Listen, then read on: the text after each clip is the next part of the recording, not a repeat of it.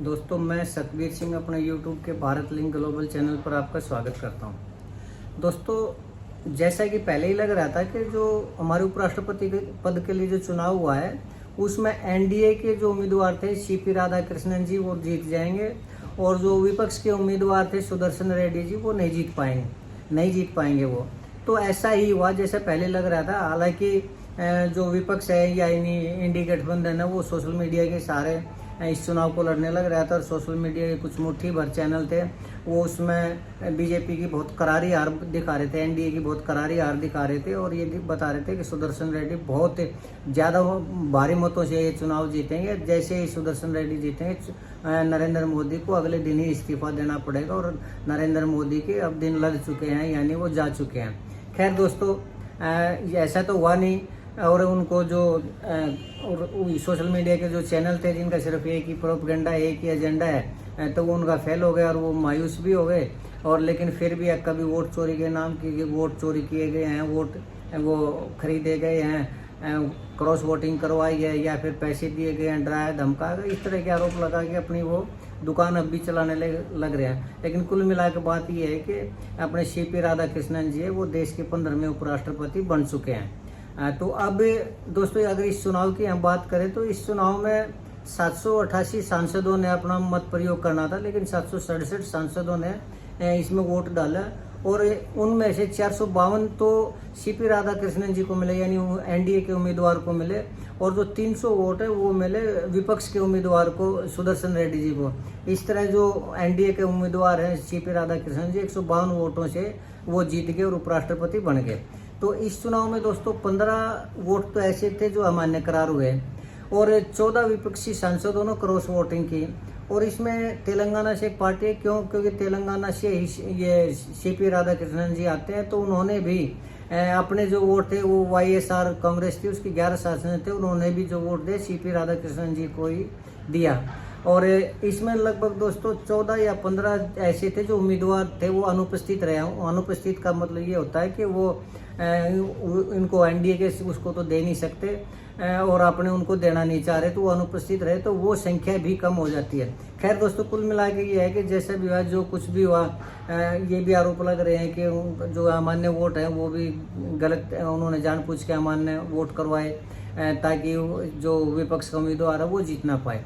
लेकिन दोस्तों ये राजनीति है, राजनीति में आज के दिन सब कुछ मान्य हो चुका है। इस बात से फर्क नहीं पड़ता कि वोट कैसे अमान्य करार दिए गए या किसी को अनुपस्थित रखा गया या किसी को पैसे दिए गए या किसी के ईडी के डर दिखाया गया, ये जो भी था मतलब आज के दिन सिर्फ इलेक्शन जीतना ही लक्ष्य हो चुका है। और वो इलेक्शन चाहे अगर एनडीए की जगह वो इसकी इंडी गठबंधन की सरकार होती तो वो भी यही करती। तो ये राजनीति है और राजनीति में दोस्तों सब कुछ चलता है, सब कुछ जायज़ है। इसमें किसी तरह का ये कहना कि उसने गलत किया उसने ठीक किया, इसमें इस चीज़ की कोई अहमियत नहीं है।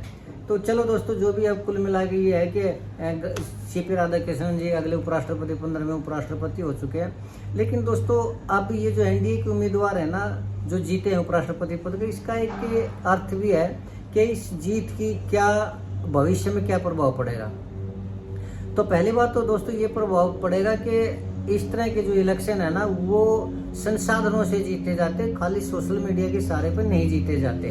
और जो संसाधन आज बीजेपी के पास हैं, जो उनके पास प्लानिंग करने वाले हैं, थिंक टैंक है, पैसा है या फिर स्ट्रेटजी बनाने वाले हैं, वो इतनी ज़्यादा हैं कि वो उसका मुकाबला विपक्षी या इंडी गठबंधन नहीं कर सकता। और जब इतना उनके पास संसाधन ही नहीं है तो वो जीत का दावा भी नहीं कर सकते क्योंकि बहुत कुछ चाहिए।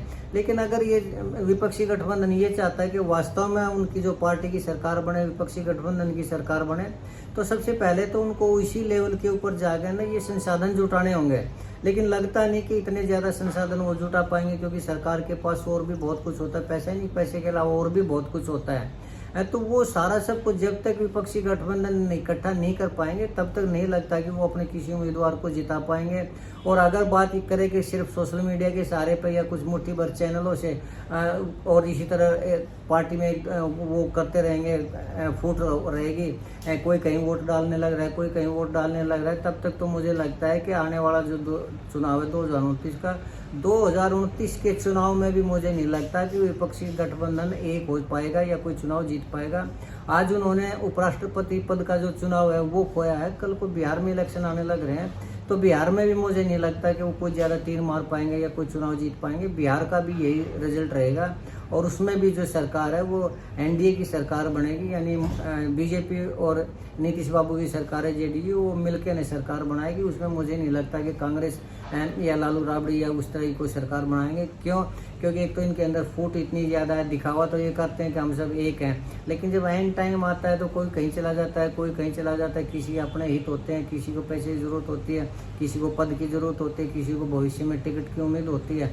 तो इस तरह के जब तक इस तरह के विपक्ष में रहेगा तब तक वो कोई भी चुनाव 2029 तो क्या, मुझे लगता है कि जब तक कि विपक्षी गठबंधन एक नहीं होगा और बिल्कुल स्ट्रिक्ट हो जाएगा और एक ही नेता के उसमें चुनाव लड़कर अपनी आस्था दिखाए, जैसे आज एनडीए गठबंधन है वो मोदी के नेतृत्व में चुनाव लड़ रहा है। अगर विपक्षी गठबंधन किसी भी एक व्यक्ति के बारे में, मैं ये नहीं कह रहा कि राहुल गांधी के नेतृत्व में लड़ा जाए, लेकिन किसी को भी एक अपना नेता बना ले। हाँ, राहुल गांधी की बात जहाँ तक है, ये मैं मानता हूँ कि अब उनके ऊपर जो पप्पू की इमेज थी वो खत्म हो चुकी है और वो सीरियस, वो परिपक्व नेता के रूप में उभरे हैं और जनता उनको सीरियसली लेने भी लग रही है। लेकिन सिर्फ एक जनता का सीरियसली लेना या सिर्फ एक थोड़ा मैच्योरिटी आना इलेक्शन के लिए, पूरे देश के जो दुनिया का सबसे बड़ा लोकतंत्र उसके लिए चुनाव जीतना ये नहीं है कि सिर्फ एक आदमी के कंधों पर डाल कर चुनाव जीत या हारा जाए। तो उसके लिए तो पूरे विपक्ष को एक होना ही होना होगा। और सबसे बड़ी बात ये कि इतने जो संसाधन है वो संसाधन इकट्ठे करने होंगे।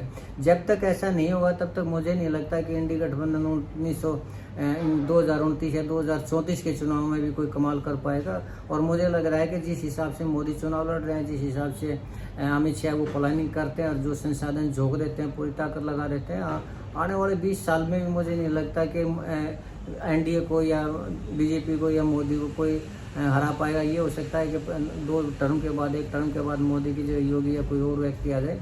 लेकिन विपक्ष के, मुझे नहीं लगता है कि विपक्ष के बुत्ते में इतना दम है कि वो एनडीए का मुकाबला कर सके या बीजेपी का मुकाबला कर सके। तो मुझे लगता है ये प्रभाव इस चुनाव में दिखाई दिया है कि मोदी का मुकाबला या एनडीए का मुकाबला, ये सरकार का, बीजेपी सरकार का मुकाबला विपक्ष के बस की बात नहीं है दोस्तों।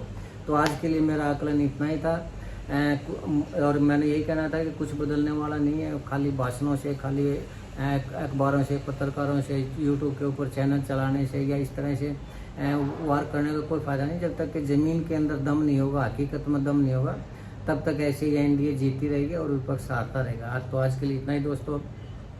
मुझे उम्मीद है कि आपको मेरा ये आकलन पसंद आया और अगर आपको लगता है कि मैं सही कह रहा हूँ तो मैं आपसे प्रार्थना करना चाहूँगा कि मेरे इस वीडियो को लाइक करें, शेयर करें और कमेंट करें दोस्तों। अगर आपको लगता है मैं गलत हूँ तो भी कमेंट करें ताकि मैं अपने आप को करेक्ट कर सकूँ। और एक निवेदन और करना चाहूँगा कि मेरे इस वीडियो को, मेरे चैनल को सब्सक्राइब जरूर करें ताकि मेरा हौसला बढ़ता रहे और मैं इसी तरह वीडियो बनाता रहूँ। आपने मेरा ये वीडियो देखा इसके लिए आपको बहुत बहुत शुक्रिया। नमस्कार, जय हिंद, जय भारत।